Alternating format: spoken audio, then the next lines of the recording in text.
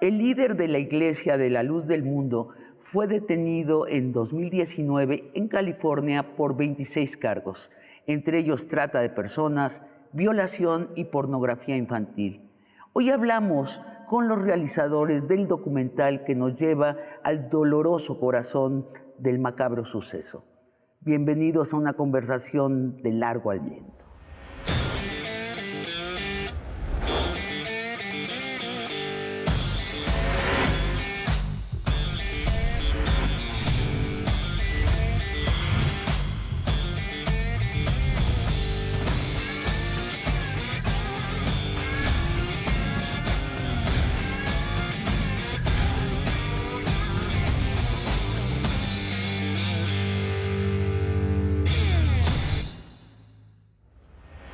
Laura, productora, Carlos, director del documental La Oscuridad de la Iglesia de la Luz del Mundo. Bienvenidos a Largo Aliento. Muchas gracias por la invitación, encantados. La Iglesia de la Luz del Mundo, ¿cuántos feligreses tiene, Laura?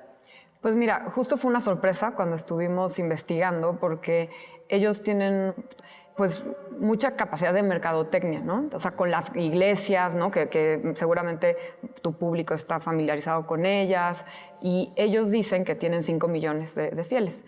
Pero al estar investigando, al ver las estadísticas del INEGI, que no llegan a más de 200,000 personas, y al entender que para ellos una iglesia en otro país es contener a un par de fieles, pues nos damos cuenta que en realidad es mucho menos, ¿no? ¿Cómo cuántos calculas? Menos de 500,000. ¿Cuántos países están, Carlos? Bueno, ellos reportan que están en 60 países, ¿no?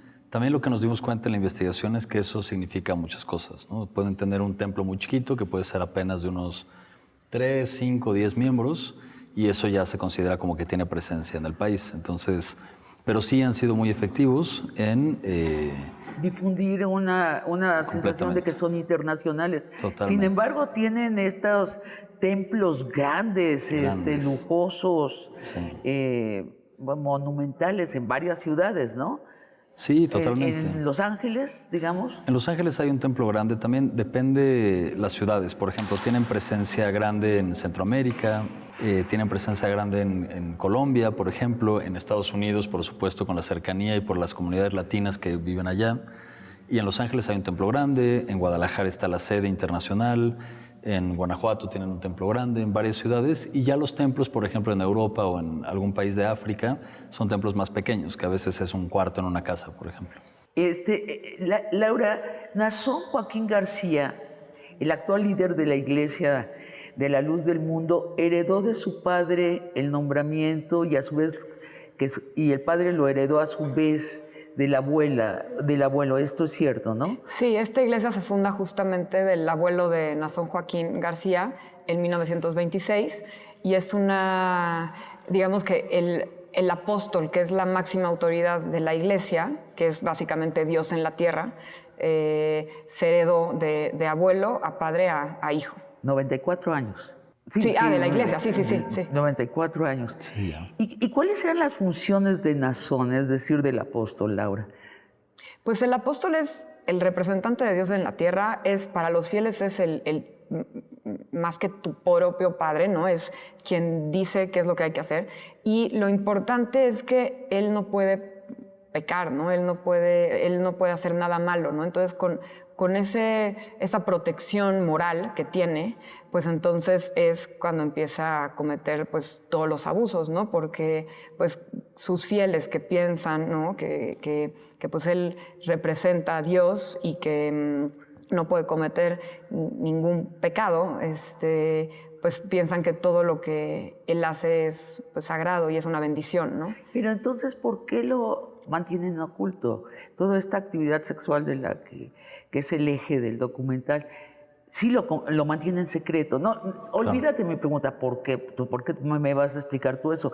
Pero el hecho es que sí lo mantiene oculto, ¿no? Sí, claro. Digo, lo que te contamos obviamente los testimonios, ¿no? De mucha gente que sale en el documental y gente que no sale en el documental, con quien hicimos la investigación, pero sí había una fuerte secrecía, sobre todo, ¿no? Porque estar en ese grupo de servicio íntimo, habían varias capas, y estar en el más íntimo significaba, para la doctrina, para el apóstol, un privilegio, ¿no? Porque estabas más cerca de aquel que Dios más ama, dice en palabras de la Jane Doe 4. Entonces, pues, era un privilegio del que cual no lo querías compartir. Entonces, eso es lo que volvió secreto todo, ¿no? O sea, que viene desde el adoctrinamiento y desde el grooming, el proceso de... Claro, de... A ver, ¿cómo dicen grooming en ¿Cómo español? es grooming? Que nos acostumbramos. Pues convencimiento, ¿no? O sea, es una especie de convencer a las mujeres más jóvenes que tú que pues puedes hacer algo mejor por tu apóstol, ¿no? Y en ese sentido es cuando entras a este sector como más íntimo, ¿no? Es muy curioso en el documental cómo empiezan a narrar lo que hacían por Nazón. Y de pronto se quiebran. Es como si fueran dos mujeres, ¿no? Una que creía que esto era un trabajo para Dios y otra que se dio cuenta después de que esto era un abuso. ¿Corresponde a lo que ustedes percibieron, Laura? Sí. Mira, hablamos justo con estas dos generaciones, ¿no? Una es la generación que fue abusada por Samuel Joaquín, padre de Nazón, y las testigos protegidos, que son las abusadas por Nazón, que de hecho ella sale pues con su identidad reservada, ¿no? Ella es quien lleva a Nazón a la cárcel. Y con todas nos hemos dado cuenta que sí, hay un proceso donde ellas primero sentían que eran bendecidas, ¿no? Y sentían que pues estaban haciendo por el bien de su iglesia, por el bien de su comunidad, por el bien del apóstol, ¿no? Y aunque en el mero fondo de ellas sabía que algo estaba pues mal, ¿no? Es como el instinto, pero siempre es como callar ese instinto porque pues hay algo más grande allá afuera, ¿no? Pues Dios mismo, madre. Pues claro. Imagínate, ajá. Y toda la realidad, porque al final no solamente es... Acostarte con Dios, Dios mío, bañar a Dios. Es muy fuerte. Al vicario de Dios, pero es la personificación de Dios en la tierra. Claro. Perdón. Y toda la realidad, porque al final muchas de las sobrevivientes nacieron en esta iglesia. Claro. Nacieron todavía con Samuel como un apóstol, y toda la familia y toda su gente querida y cercana y la gente que confían pensaban lo mismo, ¿no? Que la figura del apóstol es más que el padre, y quien Dios apunta como el siguiente apóstol hereda todo ese cariño y toda esa confianza. Entonces, esa realidad es completamente distinta a la que tal vez alguien que no está ahí adentro. Y es difícil de entender. Es como están acusando a tu padre de lo que estás haciendo. Claro, pero regreso a lo mismo. En lo que se deja ver en el documental, que no estamos spoiling el documental, nada más estamos abriendo el apetito de la gente, porque es muy concreto el documental, es muy específico. Entonces estamos circunnavegando alrededor de lo que se ve allí. Lo que se ve es que estas niñas al servicio de Nazón no le contaban ni a su madre lo que hacían allí. ¿Es correcto? Es lo que se da a entender. Correcto, sí. Sí, sí. Y dijeron que no aparecen los rostros. ¿De quién no aparecen los rostros, Laura? Es solamente una, la Jane Doe 4, la que no aparece. Bueno, el personaje que carga la historia, ¿no? Es Jane Doe 4, no digo su nombre porque justamente es una testigo protegida, así se les denomina en Estados Unidos Jane Does. Y ella se acordó con ella no mostrar su identidad, no porque en la iglesia no la conozcan, en la iglesia saben quién es, sino porque ella no quería cargar con esto, ¿no? O sea, no quería que se le relacionara con esta historia el resto de su vida. Entonces fue como, tiene todo el sentido, hagamos que esto sea en anonimato. Y las otras Jane Does, que en total son 5, salen de pronto en el documental, pero nada más como retratos, ¿no? Y ellas también son anónimas. Ustedes entrevistan a estas Jane Does, a las víctimas que se pronuncian en contra de Nazón, que conducen a su apresamiento y su encarcelamiento. ¿Hablan con todas las mujeres que denunciaron, Carlos? Sí, todas. Fue un proceso complicado, lento, ¿no? Llegar a ellas y establecer confianza, ¿no? A través de su abogada, de Jonati, que sale en el documental. ¿Cómo se llama, perdón? Jonati Yedizian. Ella agarró el caso de ellas. Y pues sí, ¿no? Empezamos a platicar con todas ellas primero, como obviamente hay mucha desconfianza al inicio, como en grupo, con cámaras apagadas, con anonimato, y primero empezamos con un proceso de que ellas nos conocieran a nosotros, para saber qué proyecto teníamos, qué queríamos contar, y sobre todo queríamos comunicarles que queríamos que ellas tuvieran agencia en esta historia, porque mucha gente la ha contado, pero ellas no han tenido la oportunidad de que les pregunten qué quieren decir, ¿no? O qué es importante para ellas. Ajá. Entonces hablamos con todas, ¿no? Las conocemos a todas, escuchamos todas sus historias durante horas y al final, junto con Yonati, como ellas todavía están en el proceso de una demanda civil, es muy delicado todo lo que puedan decir. Entonces acordamos que solamente una iba a ser la voz de todas y que iba a contar esa historia. Entonces por eso hay retratos de todas ellas, pero solamente hay una voz que resume un poco la experiencia de todas, ¿no? Y cómo llegaron. Y hay otras que no son de las demandantes, pero que también dan su testimonio. Exacto. Mayores de edad, como con una diferencia de 10 años, ¿cierto? Sí, que justamente son las abusadas del padre de Samuel, Joaquín. Exacto. Y también para nosotros era muy importante porque lo dice la propia abogada de las Jane Does. Es cuando te dice de un abuso, a lo mejor no le crees, ¿no? Pero cuando es exactamente el mismo abuso, de manera completamente sistematizada, el mismo modus operandi, con tantas diferencias de generaciones y además por el padre y el hijo, ahí es cuando pues, o sea, el argumento no se puede caer, ¿no? El padre, el abuelo, el hijo, 96 años de abuso. ¿Detectaron ustedes un credo secreto alrededor de esta sexualidad con niñas de los tres apóstoles, abuelo, padre e hijo? Por ejemplo, Mao Zedong, uno de los biógrafos de Mao Zedong, que fue su médico personal, dice que Mao Zedong estaba siguiendo una tradición china cuando se acostaba cada noche con una niña del Partido Comunista que elegía en unos bailes que organizaba, que le garantizaba larga vida si tenía sexo con niñas. O sea, ¿hay algún credo detrás de esto, Carlos?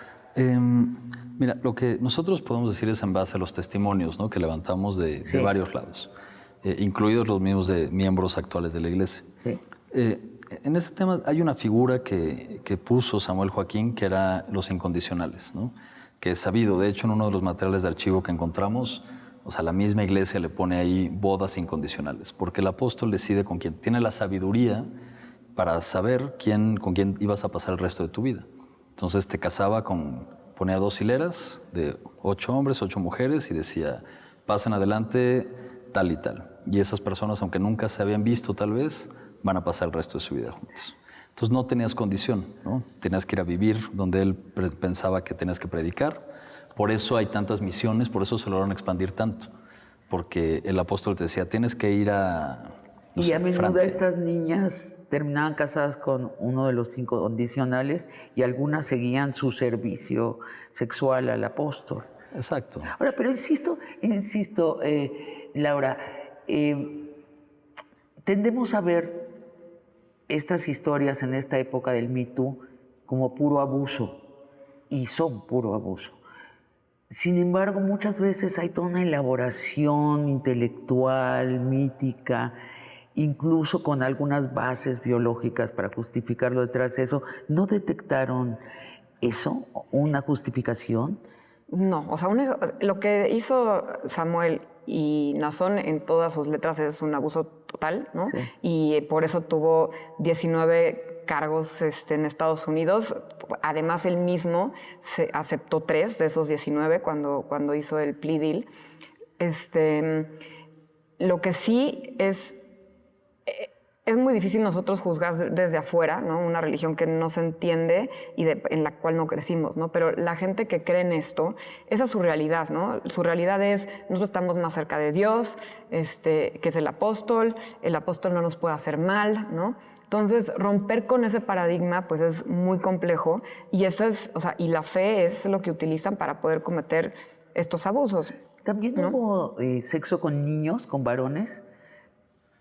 Hay testimonios. ¿Sí? Sí, hay testimonios, o sea, hay testimonios muy crudos y espantosos, ¿no? O sea, lo que hizo Samuel, yo creo que se puso más perverso con Nazón. En el documental nosotros no quisimos detallar eso porque no nos parecía ni siquiera correcto, ¿no? Porque ponerse tan gráfico se vuelve como ya muy amarillista. Nosotros nos queríamos salir de eso. O sea, lo que queríamos era darle voz a las víctimas y que las víctimas puedan contar su historia desde su propia voz, ¿no? Y no que otros la cuenten por ella, ¿no? A ver, esclavitud sexual, sexo violento, sexo con animales, pornografía, trata de blancas.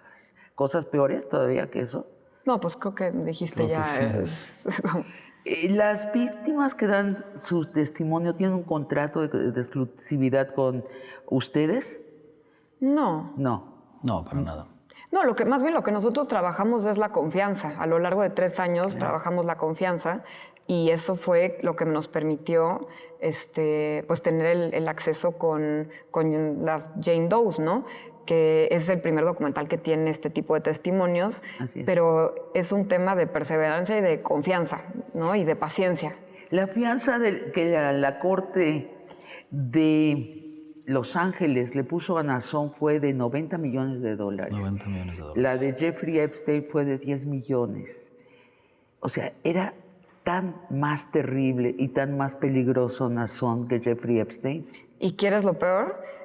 Si comparas cuánto tiempo se le dio a Nazón contra otros, tipo, no Jeffrey Epstein, porque la de Jeffrey Epstein no la recuerdo exactamente, pero la de Keith Raniere, que es el de NXIVM, le dieron 120 años. A Nazón le dieron 16.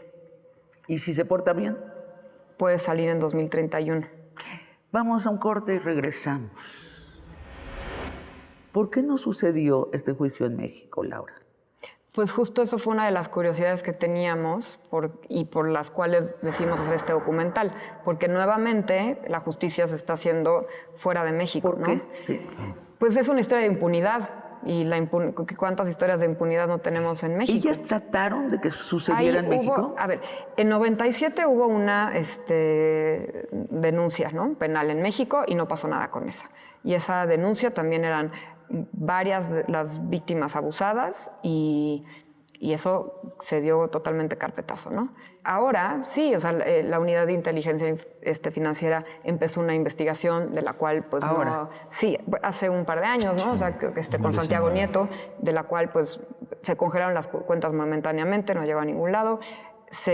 Sabemos que hubo una demanda aquí en México también, de la cual pues tampoco sabemos nada, y yo creo que sí hay una falta de voluntad, o sea, total, como en muchos de estos casos de abuso, de crimen, que quedan impunes, ¿no?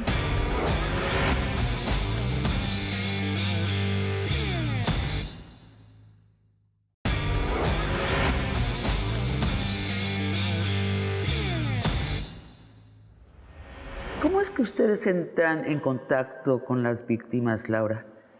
Mira, justo cuando estábamos acabando el otro documental, Marisela Escobedo, queríamos continuar con la colaboración y con ese tipo de proyectos y escogemos La Luz del Mundo y ahí es cuando primero empezamos a hacer contacto de manera, pues, por redes sociales, básicamente, ¿no? Y en ese momento eran, pues, seudónimos, ¿no? Que no sabíamos cómo se llama la persona con la que estábamos hablando, nos conectábamos por Zoom y eran cámaras apagadas, ¿no? Y eso apenas era como empezar a entender, ¿no?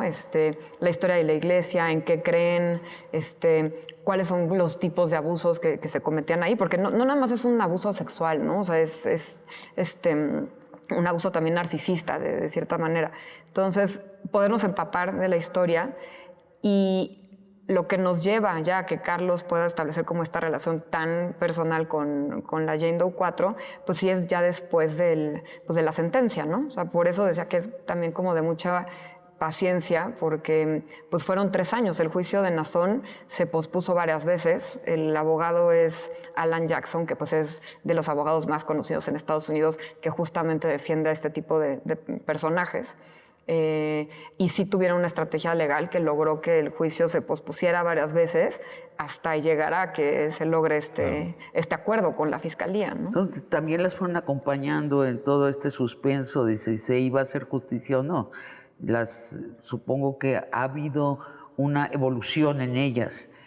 ¿Qué notaste? ¿Qué evolución en estos años en donde tratan ellas que la justicia haga justicia y Nazón logra impedir que se haga justicia a base de dinero? Claro. Sí, de estrategia legal y de jugar con el sistema legal de Estados Unidos. Bueno, y de pagar uno de los abogados más caros del planeta, sí. Totalmente, y que ha defendido, como dice la personajes así. Nosotros llegamos con las Jane Does en la sentencia. O sea, ahí conocimos a Yonati, ahí empezamos a establecer la confianza. Ajá. Entonces, nuestro proceso con ellas fue después de la sentencia. Pero mucho antes, por ejemplo, con Betsabe o con Alitia, que son otras de los personajes que son de una generación anterior, o con Karen León también, que todavía es... ¿Que aparecen en el documental? Sí, okay. Exacto. A ellas sí las acompañamos durante ese proceso, que si bien no era su proceso personal de justicia porque su abusador ya había muerto, pues sí lo sentían como propio, ¿no? Porque justo cuando se manifiesta, digamos. Eso es muy interesante. Estas mujeres de la otra generación, durante el proceso, cambian su manera de ver lo que les sucedió, pasan de creer que servían a Dios a saber que fueron abusadas. ¿O yo me estoy inventando como dramaturga esa transformación? Pues está esta escena, ¿no? De cuando Betsabe, en la muerte de Samuel, una vez que ya, o sea, se habían pasado todos los abusos, va a verlo, ¿no? Y llora por que murió, ¿no? Todavía, o sea, estás llorando la muerte de tu abusador, ¿no? Alitia, por ejemplo, también en el documental lo cuenta, ¿no? Que cuando arrestan a Nazón, pues ella también es como, ¿por qué yo podría haber sido parte de este movimiento en mi época, ¿no? ¿Por qué yo no lo hice? O sea, como que sí hay una revelación ahí de... Sí, claro. Y para llora, bien. Llora por sí misma, ¿no? Llora de coraje contra sí misma. ¿Por qué yo no lo hice?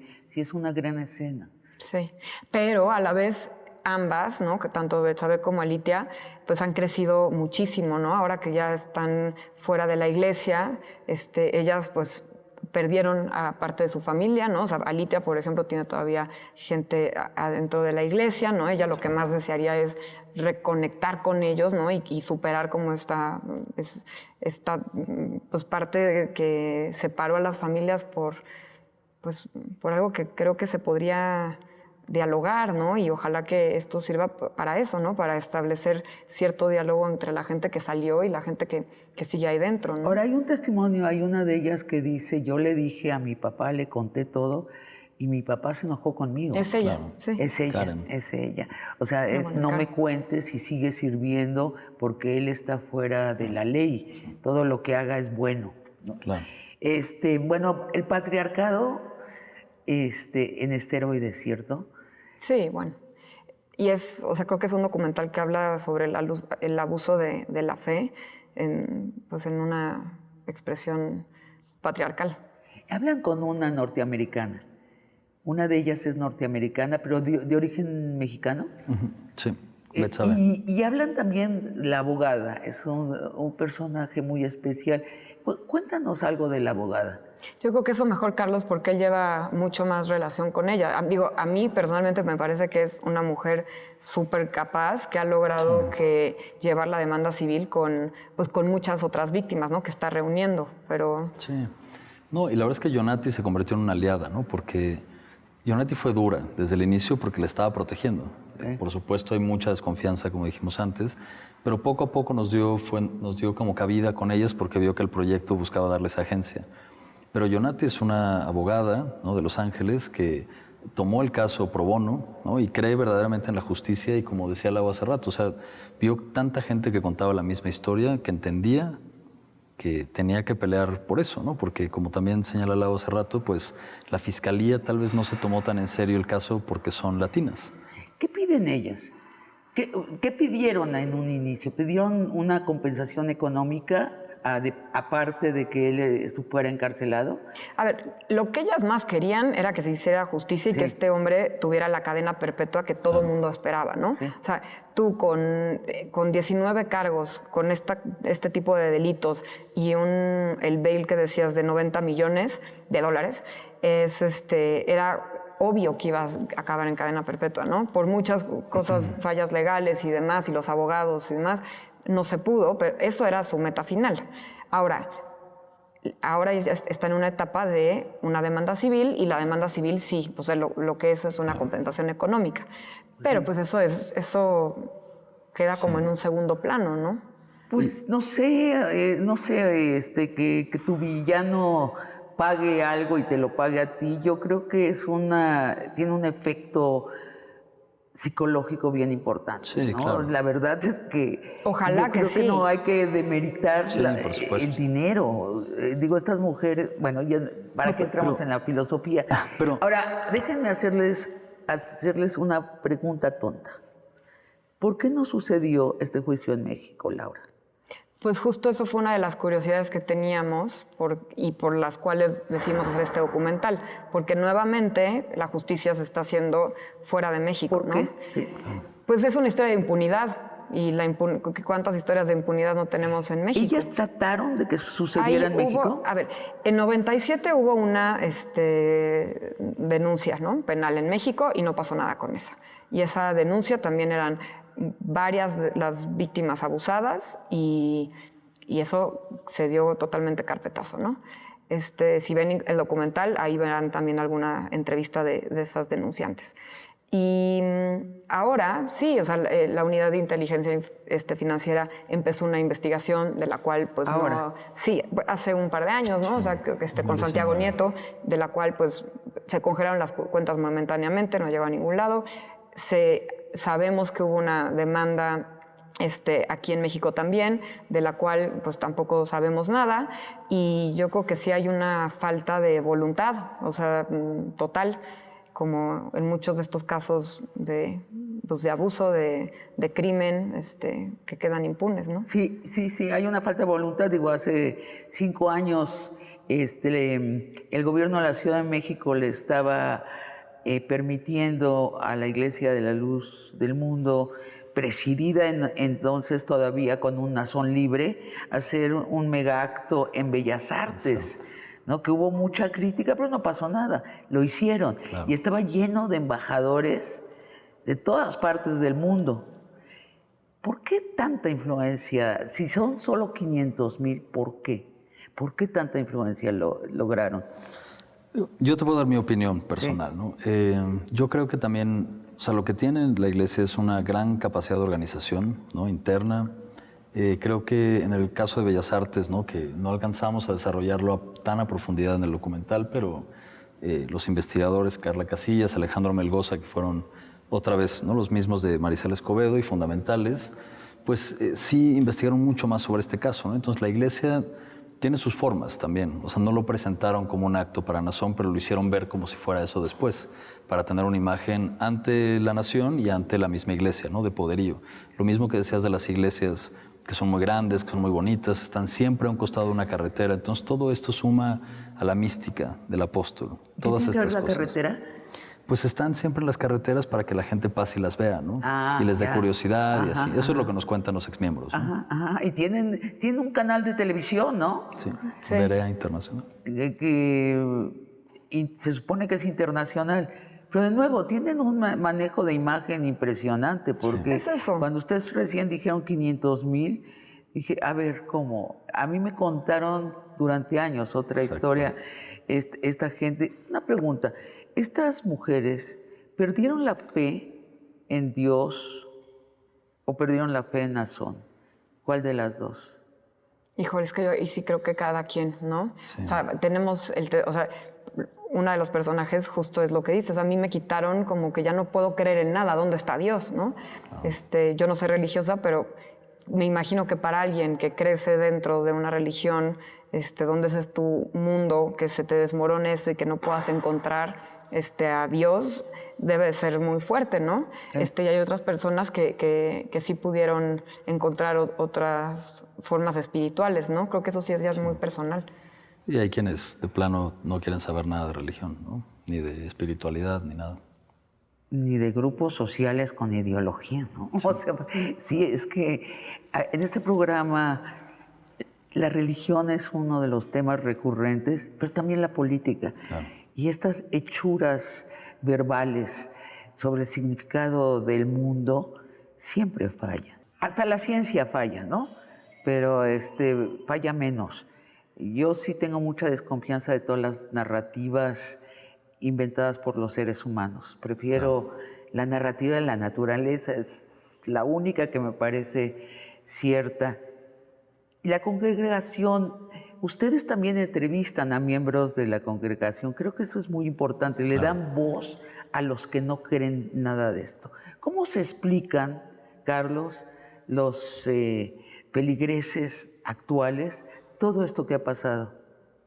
Pues era muy importante para nosotros balancearlo, ¿no? Y llegar y preguntarles. Ahorita tú dijiste, ¿no? Yo todo lo que escuché de esta narrativa eran 5 millones, ¿no?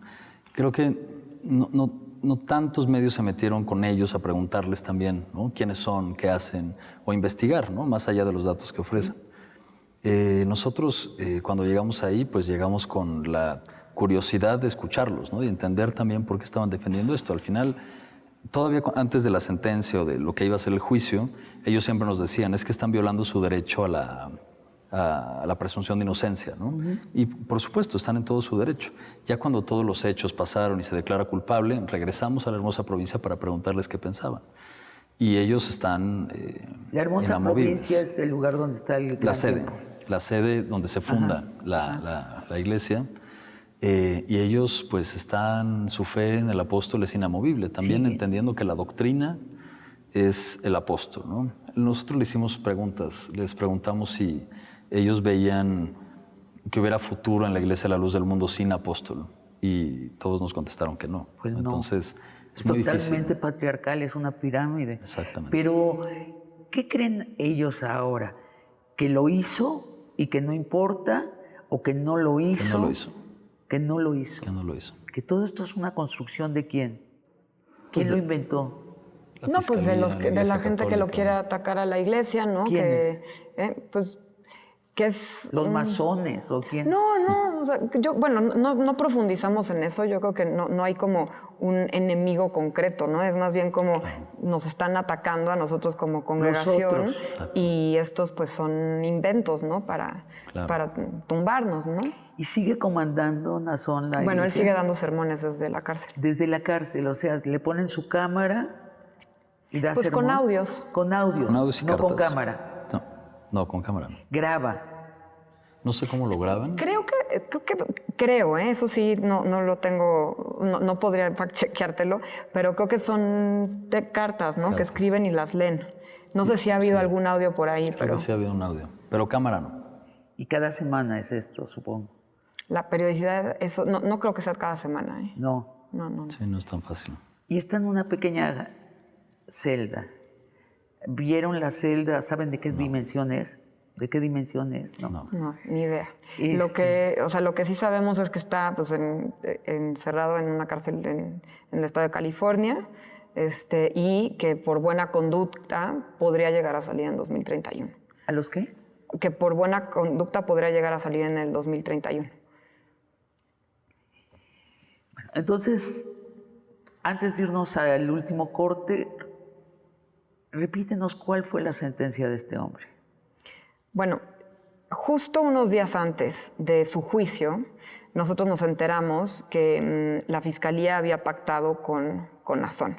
Esto fue una sorpresa para las testigos protegidas porque ellas no sabían, de hecho ellas no estaban de acuerdo con pues, este pacto que se dio. Esto sucedió 3 días antes y de su sentencia, ¿no? Y en la sentencia, o sea, pues originalmente se le acusaba de 19 cargos, en la sentencia él aceptó 3 de esos 19 y pues le dieron 16 años, 8 meses. ¿Qué sí aceptó? Pues de abuso sexual, 3 cargos de abuso sexual. A menores de edad. O sea que hay peores cargos que esto. Vamos a un corte y vamos a las conclusiones. ¿Por qué un hombre rico, poderoso, heredero, adorado por cientos de miles de personas, gracias a la prédica de Dios, traiciona en su intimidad a Dios y a su comunidad?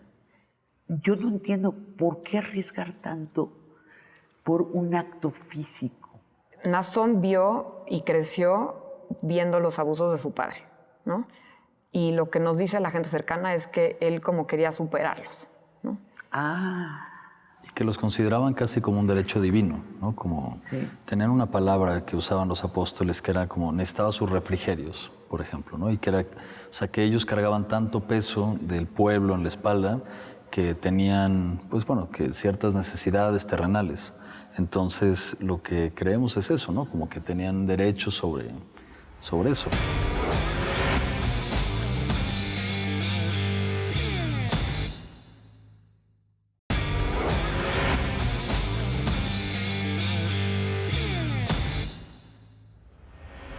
¿Qué es lo que más les conmovió del documental? Hijo, obviamente pues todos los testimonios de las Jane Does, ¿no? Y sobre todo los testimonios de las sobrevivientes que no tienen una red de apoyo una vez que hayan salido de la iglesia, ¿no? Ahí sí notamos una diferencia abismal entre sobrevivientes que tienen una red de apoyo, que tienen la familia que les cree, ¿no? Que las ha ayudado a salir de todo esto, contra las sobrevivientes que salen de la iglesia con toda esta historia tan dramática detrás y que no tienen a ningún familiar que las haya podido proteger, escuchar, ¿no? Y pues salir adelante de manera psicológica, ¿no? Entonces, ¿podrías describir cuál es la diferencia? Pues creo que es gente que pudo rehacer su vida, ¿no? Que pudo construir su propia familia, que pudo rehacer su vida, que tiene un trabajo, que tiene, que económicamente se puede sostener. Y pues las personas que salen de aquí con una realidad completamente descolocada, ¿no? Y con gente que no te cree, que no te apoya, que te da la espalda, pues levantarte sola es muy difícil, ¿no? Muy difícil. Y creo que al final de cuentas también el aprendizaje es pues lo importante que es la familia, ¿no? O sea, básicamente pues la familia es una red de apoyo súper importante y que sí es un ingrediente que para muchas de las sobrevivientes fue el cambio, ¿no? Carlos, ¿te conmueven los feligreses de Nazón que no aceptan lo que pasó? Pues mira, creo que desde el principio también siempre hemos querido ser muy respetuosos de lo que cada quien quiera creer o seguir, y nosotros tuvimos una relación con la iglesia de respeto, ¿no? Y de honestidad en cuanto a lo que íbamos a hacer, y como nos recibieron con generosidad, ¿no? Y con las puertas abiertas, y pudimos ver partes de lo que las mismas Jane Does o las otras oyentes nos contaban, ¿no? De la calidez, ¿no? De la hermandad, de todo lo que pasaba ahí. Entonces, Sí. o sea, ellos también perdieron familia, ¿no? Con todo esto. O sea, yo creo que esto podría ser una oportunidad, digo, los que no están involucrados, por supuesto, en las complicidades de la cúpula, que esto pueda servir también para que sea un punto medio, para que se abra una conversación, ¿no? Porque tanto las personas que fueron expulsadas de la comunidad, con o sin familia, que se quedaron sin nadie, pues también la gente que está adentro perdió gente, ¿no? Entonces, pues sí, ¿no? Yo creo que hay mucha gente honesta y sincera dentro de la iglesia, y nosotros esperamos que esto genere conversación. Y que la iglesia les dio un eje en la vida, ¿no? Completamente. Un marco de valores, ¿no? Porque sí estamos en una época donde los valores compartidos por la sociedad son muy graves, ¿no? Claro. O sea, básicamente es el dinero y lo demás lo adquieres en otra parte, en un rincón de la sociedad. Ahora, cuando estaba viendo el documental, en el footage que tienen ustedes sobre los momentos históricos, el momento en donde se anuncia Samuel ya muerto, se quedan sin apóstol y anuncian que va a ser Nazón, y empiezan los gritos y caen de rodillas. Alguien dice, cayeron tantos de rodillas que pareció un terremoto. Me disculparán a los feligreses, pero a mí me recordó Corea del Norte. Había algo muy teatral, pero malo, o sea, no bueno, sino había toda una cosa histérica de representación del dolor que a mí me inquietó muchísimo. ustedes notaron, no digo que todos sean así, pero hay ese elemento también de teatralización de las emociones, ¿cierto? Sí. Sí, es que las propias, o sea, ellas mismas en entrevista, ¿no? Decían como, ese día, aunque yo no me lo podía creer que fuera Nazón realmente, ya ahí te empiezas a cuestionar la fe. Muchos, incluso muchos fieles, ese fue un día muy importante porque era como, ya, ahora sí ya no me creo que Nazón haya sido el elegido, Claro. ¿no? Para muchos empezó a pasar eso. Ahora, Sí, ¿verdad? Es que sí, es muy raro. O sea, da la casualidad que Dios elige precisamente al hijo favorito Claro. de Samuel. Digo, Claro. es como muy conveniente. Ahora, poniéndonos en el lugar y en la fe pues, de esta gente, ellos estaban convencidos que el día que muriera Samuel se acababa el mundo. Entonces, no, o sea, Les fue bien. imagínate, o sea, imaginarse también ese momento, pues es, o sea, no sé, es muy fuerte, ¿no? Entonces, supongo que ya tienes al reemplazo y entonces ya no se va a acabar el mundo, pero entonces entras en esta dinámica donde, pues sí, yo creo que es como una, pues sí, colectivamente yo creo que se va contagiando esta energía, pues tan escandalosa, ¿no? De alguna manera. Ellos le llaman euforia espiritual. Euforia, Cómo sí. se van contagiando, ¿no? Entre todos. Sí. Y o sea, estar en el templo, en ese momento, haber sido una energía muy particular, ¿no? Por Sí, lo que se claro, puede un observar contagio tremendo. Pues, si en un partido de fútbol Claro, la gente Claro. enloquece, ya me enloquece, o sea, se contagia sí, sí. emocionalmente. Me imagino que en estas circunstancias más. Claro. Seguramente ustedes han conversado mucho entre ustedes y también con la abogada, con las víctimas. Les hago una pregunta que viene desde mi más profunda inocencia. ¿Por qué un hombre rico, poderoso, heredero, adorado por cientos de miles de personas, gracias a la prédica de Dios, traiciona en su intimidad a Dios y a su comunidad? ¿Por qué? O sea, yo no entiendo por qué arriesgar tanto por un acto físico. No, pues no tengo ni la No más tengo remota idea, respuesta. pero lo que sí, o sea, es, o sea, Nazón vio y creció viendo los abusos de su padre, ¿no? Y lo que nos dice la gente cercana es que él como quería superarlos, ¿no? Ah, Y que los consideraban casi como un derecho divino, ¿no? Como Sí. tenían una palabra que usaban los apóstoles que era como necesitaba sus refrigerios, por ejemplo, ¿no? Y que era, o sea, que ellos cargaban tanto peso del pueblo en la espalda que tenían, pues bueno, que ciertas necesidades terrenales. Entonces, lo que creemos es eso, ¿no? Como que tenían derechos sobre eso, pero más allá de por qué cometieron estos crímenes tan horribles. es que si ven ustedes Nexium, es la misma pregunta. ¿Por qué un tipo que viene de la nada se inventa un método para disciplinar la mente? ¿Estés de acuerdo o no estés de acuerdo con el método? Forma una feligresía, empieza a expandir su escuela, empieza a hacer mucho dinero, tiene de pronto a uno de los herederos de uno de los hombres más ricos del mundo, el hijo de Salinas de Gortari, trabajando para él. ¿Por qué un hombre así hace un grupo secreto de mujeres con las que puede tener sexo y arriesga todo? Y de hecho pierde todo por ese grupito. Sí, pues no, la verdad es que no tengo una respuesta, pero pues como bien dijo el juez, o sea, es un depredador sexual y yo creo que los códigos de los depredadores sexuales son difíciles de comprender y de tener una lógica, ¿no? Como una lógica racional, ¿no? ¿Qué piensan ustedes de Olga Ocampo? De la groomer.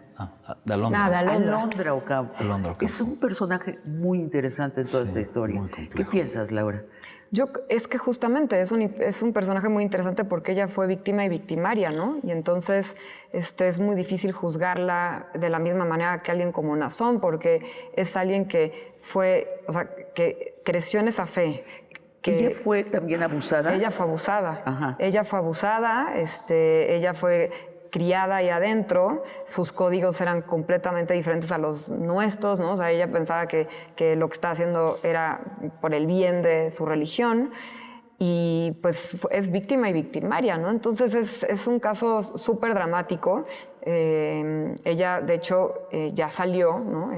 ¿Ya salió? Ella se declara culpable y ella ya está libre, ¿no? Y ella también tiene que rehacer su vida, porque pues obviamente por este apóstol que ella considera su Dios, pues se da cuenta que pues también es su abusador, y además ella también está cargando con muchísima culpa porque pues ella fue preparadora de muchas chicas, ¿no? Separaba a las niñas bonitas y encantadoras y se las llevaba a Nazón, ¿cierto? Es lo que hacía. Como parte de muchas otras, ¿no? Ese era el modus operandi, tener a muchas personas que son las groomers o las preparadoras, ya nos acordamos de la palabra, que pues van trayendo y convenciendo a mujeres más jóvenes. Y les van enseñando también qué tienen que hacer para que el señor Nazón no se tenga que perder su tiempo en explicar cómo quiere su sexo, ¿no? Es que y de justificarlo también, de una manera que engrane en la religión. Claro. Y ella, una mujer muy guapa, aparentemente muy agradable, tiene un esposo norteamericano que ella invita a la iglesia. ¿A ella no la entrevistan? Es que ella estaba todavía en el proceso. En el proceso, y después termina en la cárcel. Termina en la cárcel, termina declarándose culpable también, hacen un trato con la fiscalía y la sentencian a 4 años, me parece, y bueno, tenía que cumplir su condena. Y el marido sí lo entrevistas. Sí. ¿Y qué te pareció el marido? También un personaje interesante, y sus reacciones. Bueno, en una cultura machista cualquier hombre hubiera dicho, ¿de veras hiciste eso? Claro. ¿Sabes qué? Ahí te ves. Claro. Ve a la cárcel, yo no quiero tener nada que ver contigo ni con tu religión. Claro. So mexicana, ¿no? Porque además hay esta diferencia étnica. Claro. Sin embargo, ¿cuál es su reacción? Pues Christopher es de las primeras personas realmente que contactamos, y con él hemos estado en contacto todos estos años. Pues Christopher es un hombre que le dio su palabra, ¿no? Y para Christopher su palabra es lo más importante. Es su palabra de amarla. Le dio su palabra de no dejarla, que si ella decía la verdad y ella enfrentaba esto, él la iba a acompañar en pase lo que pase, ¿no? Y pues sí, con mucho amor, desde el primer día que lo conocimos, Christopher ha sido muy honesto, ¿no? O sea, la iglesia y Alondra le dieron una familia, ¿no? Le dieron algo que tal vez él, por su contexto cultural, no entendía bien, ¿no? De una familia latina, y encontró algo muy especial ahí, ¿no? En todo esto que decimos del otro lado. Y no tenía ni idea de lo que estaba pasando, por lo mismo que hablamos de la secrecía. Y Alondra, desde muy chiquita, fue instruida en esto. Desde los 8 años fue abusada por Samuel Joaquín, muy chiquita, una familia con una fe inquebrantable hacia el apóstol, y pues un objetivo muy fácil, ¿no? Para un depredador. Pues felicidades por el documental sobre la oscuridad de la iglesia, de la luz del mundo. Siempre es buena la luz, siempre es mejor lo iluminado que lo, no oscuro, sino lo cubierto, lo tapado, lo ocultado, el secreto. Les agradezco mucho esta entrevista, mucha suerte, les va a ir muy bien. Estrenan hoy en Netflix el documental, hay que verlo, no me cabe la menor duda que va a tener un enorme éxito. Felicidades. No, pues muchas gracias por el espacio. Gracias por la invitación, por platicar con nosotros. Y a ustedes, amigos y amigas, los espero el próximo jueves para otra conversación de largo aliento.